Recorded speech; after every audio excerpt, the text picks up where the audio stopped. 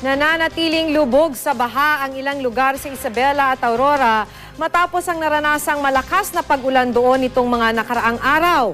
Binaharin maging ang ilang sementeryo. Makibalita tayo kay Jet Arceliana.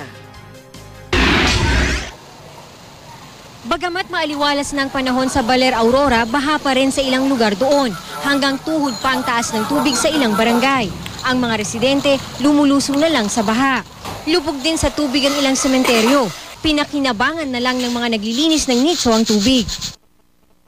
Sa bayan ng Kasiguran, nagiba ang bahagi ng isang kalsada sa barangay Kalangkwasan dahil sa malakas na agos ng tubig.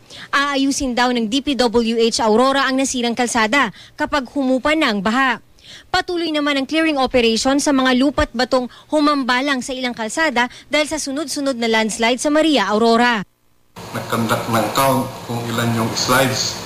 Lumalabas na ako yung nabilang ko nga mga 70 slides.